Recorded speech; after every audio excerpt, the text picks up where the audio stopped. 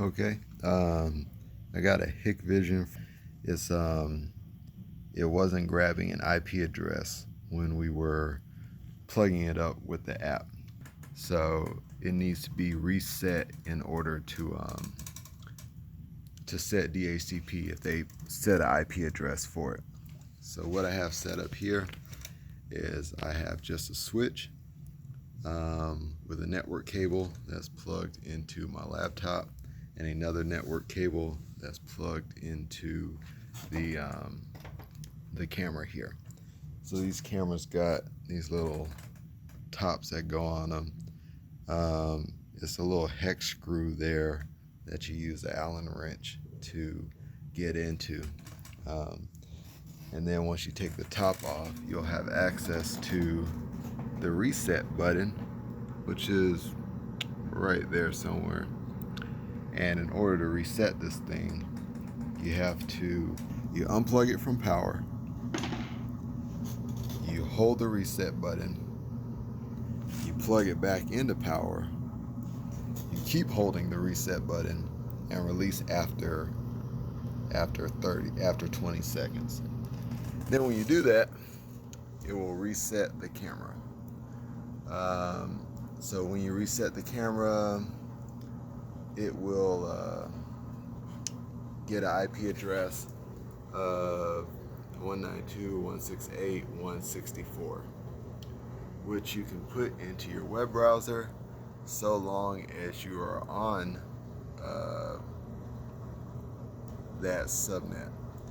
So you want to check your properties, you want to go to IP version 4, and you want to make sure that you're on the 192.168.1 subnet. You can pick any IP address, and then make sure your default gateway is on the 1 subnet, then click OK. And then if you've got a couple of these to do, you can just reset them. Go to that URL. It's going to ask you to log in. After you log in, you're going to have to go to the configuration tab.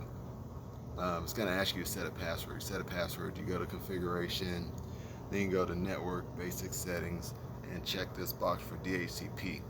Then it will ask you to reboot. It will reboot. It will not reconnect because now it has a new network IP address, zeros. You can download the software and the software will tell you what it picks up. So it picked up a loopback IP, but I won't be able to activate it because I'm not on that network. Now I can plug it in anywhere that has an internet connection, and it'll work.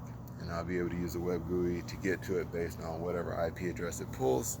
You can download the IVMS software, and it will auto detect the camera and tell you what IP address it pulls. And then you just check it, you click activate. It's already activated from what I did on the WebUI, and then you click add, and then when you click add, you can name it. Let's name it Cam. Then put a password. Then hit add. Well, it's already got a password. Yep. And it will add the device. It's showing offline now because I'm not on the same network as the IP address. But if you get on the same network, it will show online, and then you can view it and whatnot. Hopefully that helps somebody. If you got any questions, just put it in the comments below, and I'll try to answer as best I can.